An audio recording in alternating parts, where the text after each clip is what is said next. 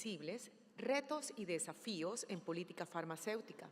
Para ello invitamos al escenario al doctor Héctor Castro, director técnico senior de farmacoeconomía de la Organización Internacional Management Science for Health de Washington. Bienvenido. Adelante. Gracias. Muy buenas tardes a todos. Gracias a los organizadores por la invitación, en especial a Ana María Vesga. Realmente es un gusto estar aquí, viendo caras conocidas, amigos, comiendo rico y visitando la tierrita. Hoy vamos a hablar de cobertura universal en salud y enfermedades crónicas no transmisibles y voy a presentar algunos retos y desafíos en política farmacéutica, haciendo foco en algunas cosas que son de interés para esta audiencia. El contenido de la presentación es el siguiente. Me voy a referir a los retos para alcanzar cobertura universal en países de renta media y baja, categoría en la que está Colombia, enfermedades crónicas no transmisibles y cómo existe una doble carga de enfermedades en muchos países en vías de desarrollo, donde además de padecer y enfrentarse a enfermedades infecciosas deben también afrontar los retos que imponen las enfermedades crónicas no transmisibles, lo que habitualmente contienen las políticas farmacéuticas, en que hemos avanzado, y algunos retos y oportunidades también de política en aquellas cosas en las que pudiéramos dar un paso adelante. Y finalmente unas conclusiones.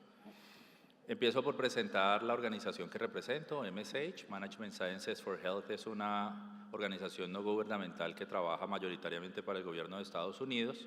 Llevamos cerca de 50 años en el contexto global prestando asistencia técnica a más de 150 países en el mundo en temas relacionados con sistemas de salud, fortalecimiento de políticas de medicamentos, entre otras cosas. Básicamente nuestro objetivo es lograr que los sistemas de salud sean más fuertes para que tengan mejores resultados. Yo creo que es como la sexta vez que vengo al foro y en años anteriores hemos hablado y les he presentado los retos para alcanzar cobertura universal en salud. Cuando los reguladores se enfrentan a este reto, tienen múltiples opciones y realmente simplificarlas en solo 3 vertientes es un poco complejo, pero de alguna manera ayuda a visualizar la magnitud del reto. Recordemos que cobertura universal hace referencia al número de personas cubiertas, a la profundidad de servicios cubiertos y a los mecanismos para proteger a los individuos de gasto catastrófico o empobrecedor. Una primera cosa que uno puede hacer, lo dijo hoy el señor ministro, es pensar en conseguir más recursos de impuestos, del presupuesto general de la nación, de reestructuración de copagos y cuotas moderadoras. Una segunda opción es hacer más con lo mismo o lo mismo con menos, ser más eficientes desde el punto de vista técnico y desde el punto de vista distributivo. Y una tercera opción es ponernos de acuerdo como sociedad y entender que no podemos cubrirlo todo y que debemos establecer prioridades y sacrificar algunas cosas en beneficio de avanzar en otras. De lo contrario, nos estaremos diciendo una gran mentira y no vamos a poder cumplir con la promesa de otorgar los servicios que en teoría hacen parte del plan de beneficios. Entonces, una tercera opción es ponernos de acuerdo. Pero además de estos retos que son similares a muchos países, hay un reto adicional.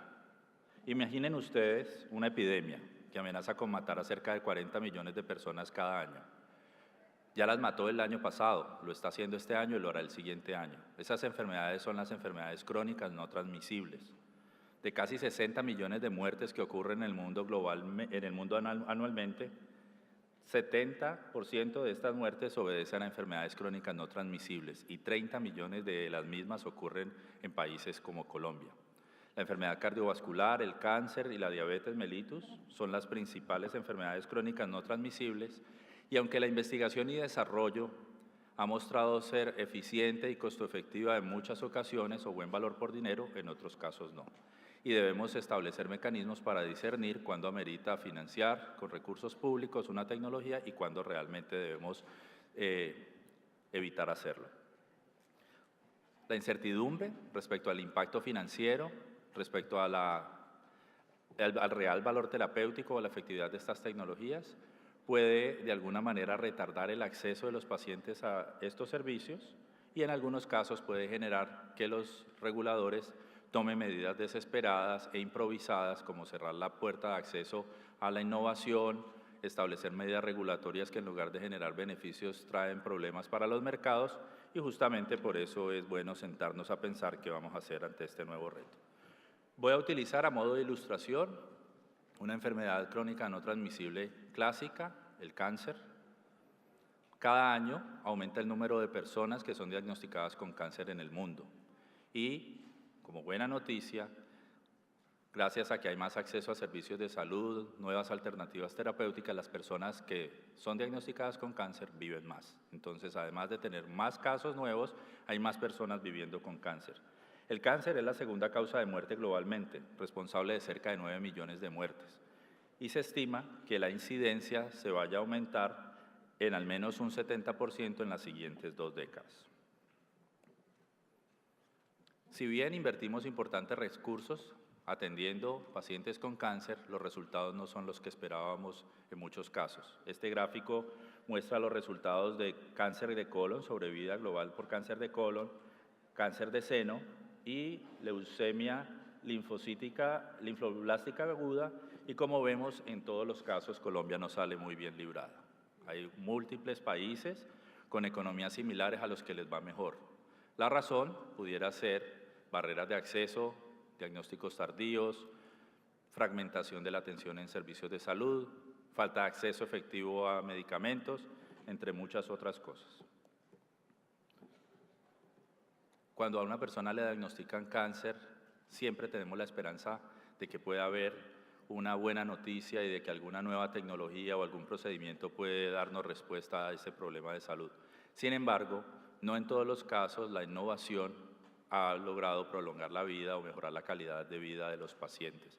Algunas publicaciones recientes muestran que el promedio de sobrevida de los medicamentos innovadores por cáncer prolonga la vida de los pacientes en no más de 2,7 meses. 2,7 meses que parece poco, pero que además no en todos los casos representa la mejor calidad de vida para estos pacientes. Me gustó mucho lo que dijo el señor ministro cuando dijo debemos despromediar los resultados, y es cierto, así como algunas tecnologías no les va bien, hay otras que realmente salvan vidas y cambian efectivamente el perfil de morbilidad y mortalidad de muchas enfermedades, como el cáncer. El lanzamiento, los precios de lanzamiento y los precios anuales de tratamiento para pacientes con cáncer son onerosos, son bastante altos, por encima de $100.000 en muchos casos, y por supuesto, cómo no preocuparse y cómo no preocuparse a aquellos que tienen que pagarlos, ya sea de su bolsillo o a través de recursos de aseguramiento público o privado. Entonces no hay de otra sino priorizar. Tenemos que priorizar porque las cosas que importan más no queremos que estén a merced de las cosas que importan menos. Pero cuando hablo de priorizar no me refiero solamente a priorizar qué vamos a pagar con recursos públicos, sino cómo vamos a priorizar el foco regulatorio. No podemos pensar ni soñar que lo vamos a regular todo porque vamos a fallar y vamos a incumplir y vamos a dejar cosas a medias. Una de las premisas regulatorias que existe a nivel global es usar las políticas farmacéuticas como un instrumento para poder lograr, especialmente el segundo objetivo de lo que mencioné, y es lograr de alguna manera eficiencia y lograr sostenibilidad de los sistemas y acceso. Normalmente las políticas farmacéuticas se fundamentan en 3 pilares. Lo que se busca con una buena política farmacéutica es que haya acceso efectivo a medicamentos de buena calidad para la población y que adicionalmente estos medicamentos se usen de manera racional, en el momento adecuado, para la población adecuada, para la indicación adecuada y en las dosis adecuadas.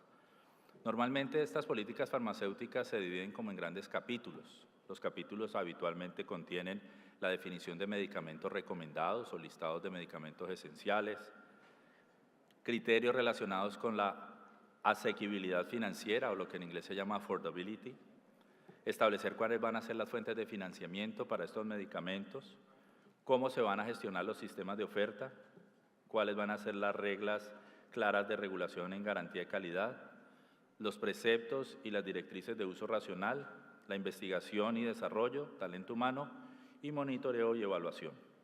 Colombia es probablemente uno de los países más avanzados en la región en cuanto a regulación de política farmacéutica e indiscutiblemente hemos avanzado en muchas cosas como movernos de listas nacionales de medicamentos esenciales a paquetes de beneficios más dinámicos, usando la evaluación de tecnologías y metodologías como inclusiones y exclusiones para definir qué se financia dentro del PBS. Hemos trabajado también de manera incipiente en crear guías de práctica clínica y promover el uso racional, pero creo que ahí nos hace falta mucho más por hacer. Pero dentro de las cosas que están ahí marcadas en naranja en la presentación, hay algunos puntos que considero importantes a resaltar. Por ejemplo, podríamos trabajar más en revisar los márgenes de intermediación de los medicamentos. El precio ex-factory de muchos medicamentos versus el precio final que paga el usuario o que paga el sistema tiene unas distorsiones a veces por una intermediación que no en todos los casos es justa. La política de precios, que si bien ha sido bastante activa en el último lustro, pudiera reestructurarse o pudiera redefinirse, y como lo dijo el señor ministro, pensando en una visión a largo plazo, existe la posibilidad de hacer las cosas bien y de una manera duradera.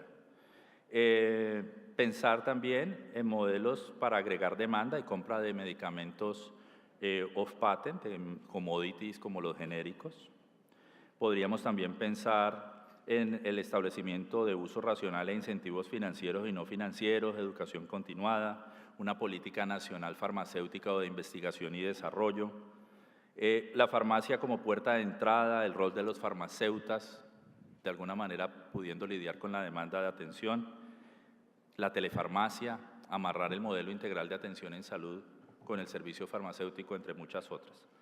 Como hay tan poco tiempo y tantas cosas por decir, me voy a concentrar en uno solo de esos capítulos, que es la asequibilidad financiera o affordability. Y de esa me voy a enfocar en tres cosas que quiero tocar el día de hoy. Una es la regulación de precios, la otra es la posibilidad o la oportunidad de avanzar en compras y negociaciones centralizadas agregando demanda en Colombia, y la tercera, esquemas de riesgo compartido y acceso condicionado. Como dije antes, desde hace algunos años Colombia ha sido bastante activa en regulación de precios a través de la metodología de referenciación internacional. Como hacen muchos países en el mundo desde hace algunas décadas, Colombia utiliza un grupo de países, utiliza 17 países, dentro de los cuales aparecen los mismos de siempre, y aparece Francia, que según múltiples publicaciones es el país que más se utiliza como fuente de referencia.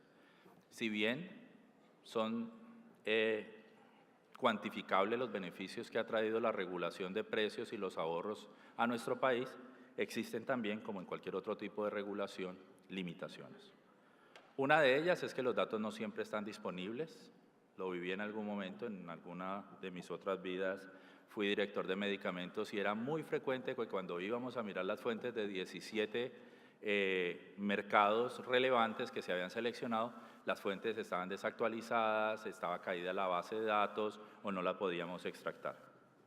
También pareciera que el hecho de que los países, de que utilicemos siempre las mismas fuentes de regulación, como Francia, pudiera llevarnos a colusión de fuentes y colusión de precios. También se ha hecho notorio que los países, especialmente los europeos, acceden a negociaciones confidenciales en el que el precio publicado no necesariamente es el precio real, generando esto una opacidad de precios reales y, por supuesto, sobreestimando el promedio. La colocación de recursos del presupuesto nacional tiende a ser inflexible y si aparece una buena oferta o una buena oportunidad de negociación de precios, con mucha posibilidad se puede llegar a perder porque no hay forma de mover recursos a lo largo del año fiscal. Y requiere, por supuesto, infraestructura y predictibilidad. No es posible regular sin errores 2.000, 3.000 INNs con circulares de precios que son de 20, 30 páginas y cometer errores. Errar es humano y obviamente cuando usted está lidiando con 3.000 casillas, pues se va a equivocar en una coma, en un tilde, en un precio, en un laboratorio, en un código, etc. Entonces, y además requiere un batallón de personas para hacer esto. Este gráfico muestra un poco la estacionalidad y hace referencia a la predictabilidad de la regulación. Colombia ha tenido varios picos regulatorios, han habido periodos de una actividad regulatoria importante y otros de mesetas o valles en los que no se ha hecho mucho.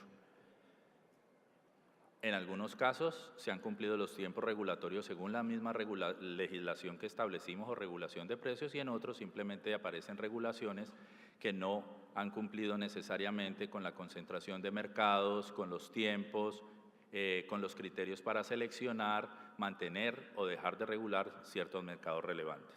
No obstante, la productividad ha sido enorme, especialmente en los últimos meses del gobierno anterior, Y hoy en día hay más de 1.900 medicamentos regulados después de 8 circulares, una resolución y 3 decretos. ¿Qué oportunidades pudieran haber de regulación de política en Colombia? Una, podríamos reducir el número de países de referencia, concentrarnos en solamente 5, en economías similares a la nuestra, Ecuador, Perú, México, Argentina, Brasil. Esto disminuiría el número de fuentes y haría que nos concentráramos mejor en extractar los datos. Adicionalmente, sacaría algunos outliers como Alemania, Estados Unidos, que honestamente son vitrinas con unos precios demasiado costosos para incluirlos en la muestra. Pudiéramos revisar la fórmula que establecimos del PRI percentil 25 y de establecer utilizar por ejemplo el PRI percentil 0 como precio de referencia para compras públicas, especialmente de commodities off patent, o sea, de genéricos. Podríamos combinar el precio con agregación de demanda de commodities off patent a través de, por ejemplo, Colombia Compra Eficiente, en el que el ganador o los ganadores se llevan todo el mercado. Esto se ha aprobado en muchos países de Europa Oriental. Tuve la oportunidad de liderar la reforma de Ucrania hace poco y de Bielorrusia. Y en estos países lo que se hace es que se utiliza la referenciación internacional de precios, se publica un precio y los oferentes locales, la industria local, dice si adhiere a estas condiciones y nuevamente el ganador por volumen logra compensar y a través de esto reduce precios y ahorros para el sistema. También es importante la predictibilidad, tener face validity, garantizar que lo que estamos haciendo no parece un as bajo la manga, respetar las reglas de juego, respetar, por ejemplo, las reglas de concentración de mercados para elegirlo, las fuentes, los criterios de entrada y salida. No puede ser que si usted quedó en desgracia y fue regulado hace 10 años y su mercado maduró y hoy en día hay 10 o 15 oferentes, usted siga regulado solo porque sí. En teoría, ya ese es un mercado maduro donde no debiera existir regulación si los precios están por debajo de los referentes internacionales. Pero esto no solamente implica respetar las reglas del regulador, también es importante respetar las reglas desde la industria, no crear nuevos CUMs que han sido regulados para comercializar CUMs que no están regulados, respetar las fechas de reporte y, por supuesto, para quien regule, respetar la estacionalidad. En términos generales, lo que queremos de la política farmacéutica o lo deseable es que no sea ni un gato ni un león, que ni tanto que queme al santo ni tanto que no lo alumbre, ni que pensemos en que regular absolutamente todo es la solución, ni pensar que la libertad de mercado en un sistema que propende por cobertura universal de manera sostenible es la solución. Voy a referirme ahora a otro de las aristas regulatorias, la negociación o agregación de demanda. Las comparaciones internacionales muestran cómo economías similares pueden obtener beneficios si logran hacer negociaciones o compras centralizadas a gran volumen. Por ejemplo, en ese gráfico aparece Japón y China, y también aparece Estados Unidos, como obviamente porque hay fragmentación y no hay mucho interés en regular precios, pues obviamente hay unas ineficiencias bastante grandes. En este caso, pudiéramos aprovechar la capacidad de agregación que tiene nuestro país y su estabilidad política. Somos la tercera economía más grande de América Latina y esto tiene que servirnos de algo. Especialmente pudiéramos usar ese poder de negociación para medicamentos on patent, medicamentos innovadores. Pudiéramos habilitar mecanismos regulatorios para agregar demanda por clústeres. Por ejemplo, podría haber un clúster negociador del subsidiado, un clúster negociador del contributivo.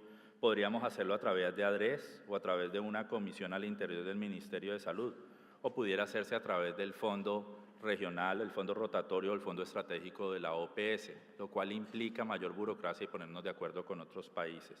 Obviamente, para evitar que los entes de control determinen que este tipo de negociaciones son cartelizaciones, habría que hacer unos cambios regulatorios. Desligar a Colombia Compra Eficiente para medicamentos innovadores. A mi modo de ver, hay falta de incentivos. Si usted tiene un medicamento y su universo de mercado son 100 pacientes y ya le vende a los 100 pacientes a través del PBS o del no PBS, no hay ningún incentivo a través de Colombia Compra Eficiente, si usted es monopólico u oligopólico, de acceder a una subasta o a una gran convocatoria de compra pública, porque ya tiene el mercado y adicionalmente va a golpear su precio público cuando existe fragmentación. En ese caso, la negociación centralizada pudiera funcionar mejor. No obstante, Colombia Compra Eficiente puede ser muy importante para comprar commodities, como dije, off patent, y muchísimos de los insumos que, por ejemplo, se utilizan en los prestadores públicos. Seguir avanzando en pilotos de escaneo de horizonte, implementar mecanismos más flexibles para aumentar espacio fiscal, al menos en colchones o inyecciones de fondos en algunos momentos del año. Fortalecer plataformas como los PBMs o Pharmaceutical Benefits Management, que son herramientas que permiten inscribir a los pacientes, mirar si tienen la indicación específica, si recibieron el medicamento, si lo están tomando, de que la trazabilidad del mismo, los resultados en salud. Y, por ejemplo, la cuenta de alto costo pudiera ser un lugar donde para algunos tipos de patologías pudiéramos fortalecer ese tipo de plataformas. Fortalecer, por supuesto, la inspección, vigilancia y control, seguir atacando la corrupción, y un diálogo que no hemos tenido y que vale la pena tener es concertar si nos interesa o no los acuerdos confidenciales entre pagadores y la industria, y de alguna manera entender si nos interesa publicar un precio real que va a beneficiar a toda América Latina para que ellos usen ese precio para referenciarse, o si nos interesa publicar un precio referente y beneficiar a nuestro país con descuentos o esquemas especiales de los que voy a hablar más adelante. El tercer punto del que voy a hablar es de los esquemas de riesgo compartido, acceso gerenciado o acceso condicionado. Básicamente estos tienen dos grandes capítulos. Los esquemas de acceso condicionado no son otra cosa que arreglos institucionales entre pagadores, ya sea el gobierno, ya sea un asegurador público, y la industria farmacéutica, con el fin de compartir los riesgos respecto al impacto presupuestal y la incertidumbre en cuanto a la efectividad de nuevas tecnologías. Estos pueden tener la forma de mecanismos de corte financiero, donde se llevan a descuentos, negociaciones precio-volumen, techos basados en utilización, de acuerdo al número de pacientes, o techos basados y descuentos basados en el número de dosis. Y también hay esquemas de riesgo compartido, de acceso condicionado, que se fundamentan en el desempeño de la tecnología. Y estos pueden ser con garantía de resultados, elegibilidad de pacientes o cobertura basada o sujeta a levantamiento de evidencia.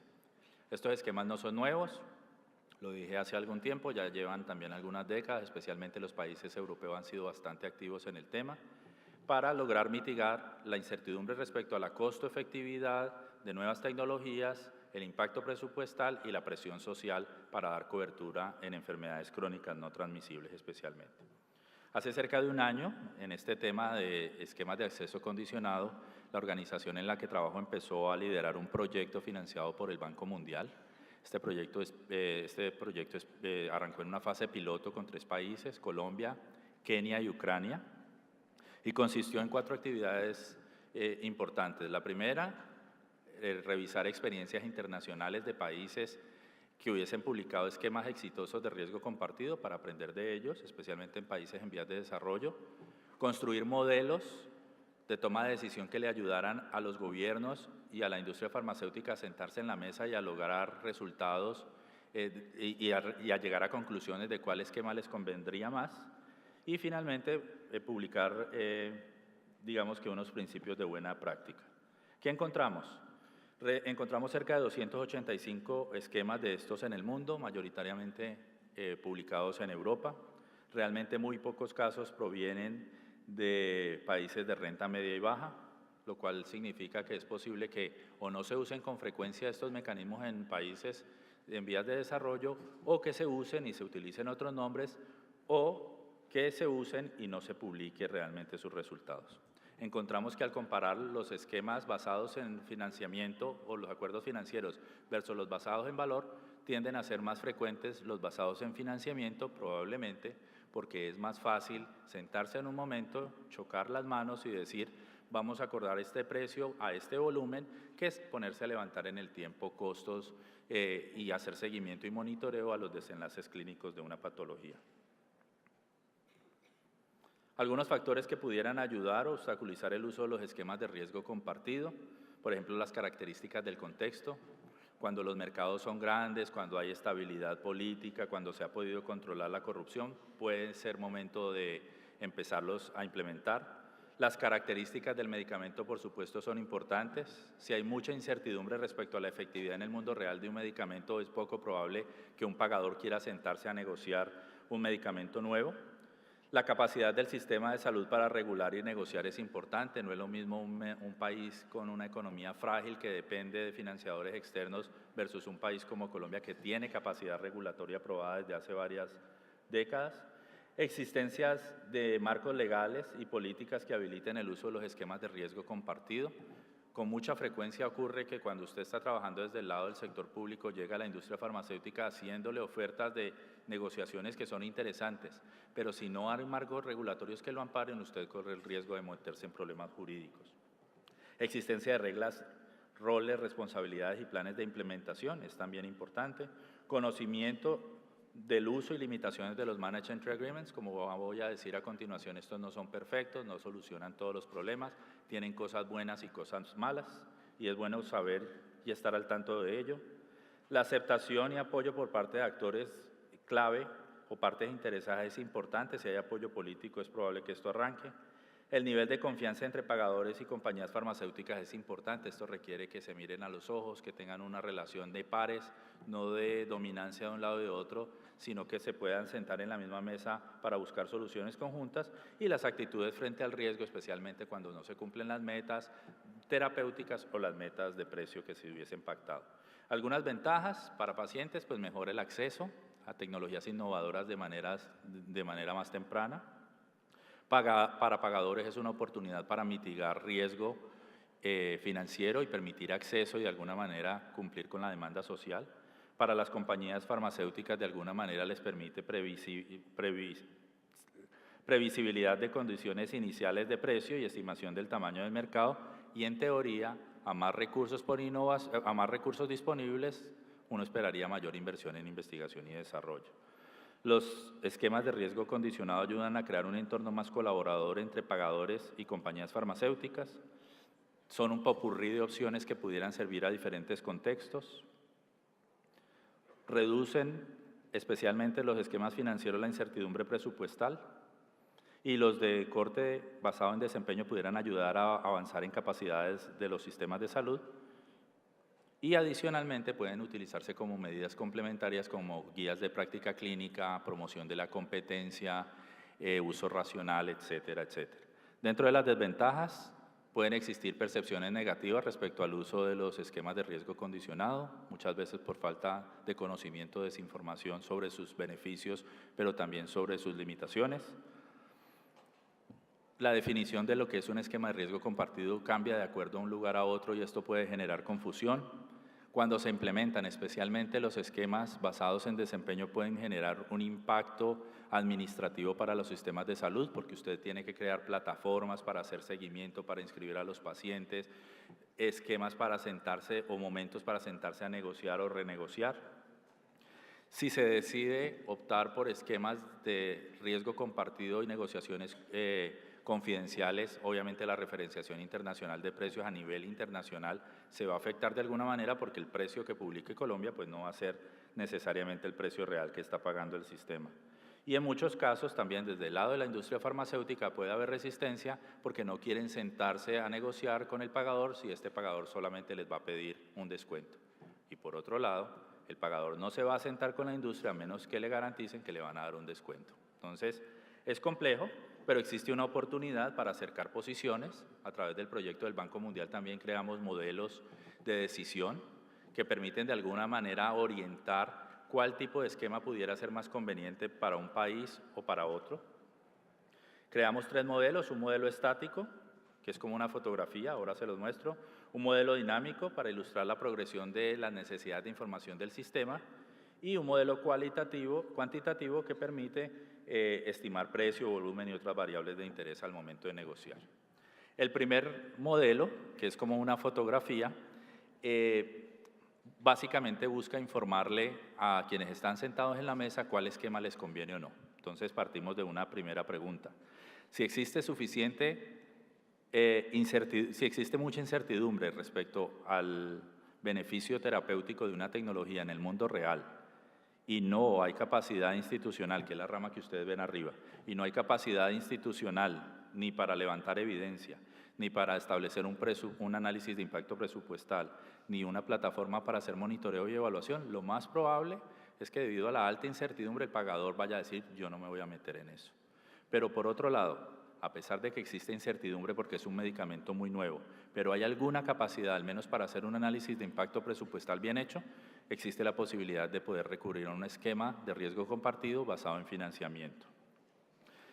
La otra gran pregunta es, cuando un medicamento ya aprobado a través de estudios multicéntricos que es seguro, eficaz y efectivo, pues el nivel de incertidumbre es menor, y si hay capacidad para levantar evidencia en el mundo real o plataformas para hacer monitoreo y evaluación, pues lo más probable es que vayan a acordar un esquema de riesgo compartido basado en resultado. Y por otro lado, y esta es la última rama de este modelo, de este árbol de decisión, es si hay buena información y hay capacidad para levantar información, presupuestar o para hacer monitoreo y evaluación, lo más probable es que lleguen a un acuerdo más fácilmente. Este es el segundo modelo, es como un puente. En la parte de abajo ven ustedes cuando el pagador dice no, no me interesa. En la parte de abajo el pagador dice sí me interesa.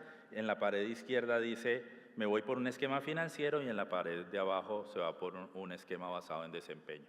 Y lo que muestra simplemente este modelo es la progresión de necesidades de información y de capacidades locales para poder avanzar en este.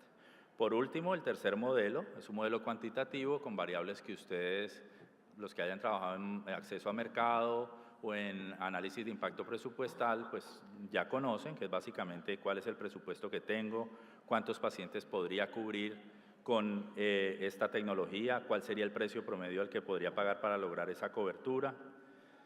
También cuál sería el impacto financiero respecto a ahorros que pudiera generarme esta negociación, cuál podría ser el impacto respecto a la calidad de vida de los pacientes. Unas recomendaciones ya para ir cerrando.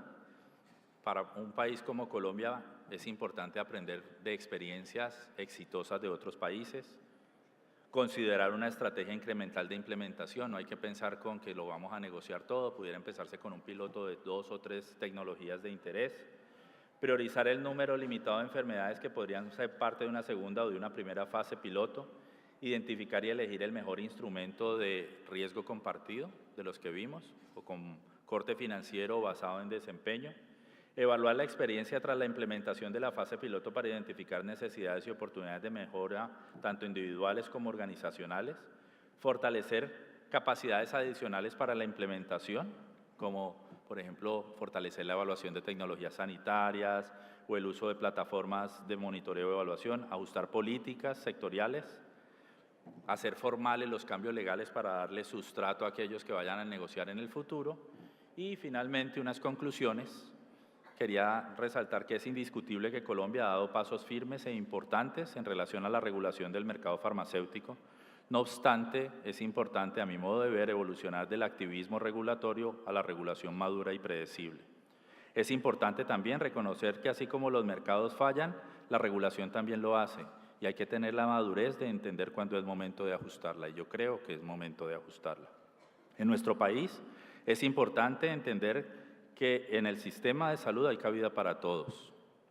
A través del diálogo constructivo podremos entender algún día, ese es como un gran sueño, que no hay ni buenos ni malos, ni lado oscuro ni lado puro de la fuerza, solo orillas y maneras distintas de pensar. Los esquemas de riesgo compartido como herramientas adicionales de política pudieran promover el desarrollo de capacidades y acuerdos institucionales conjuntos que permitan tomar decisiones, especialmente en la esfera de las enfermedades crónicas no transmisibles. Muchas gracias.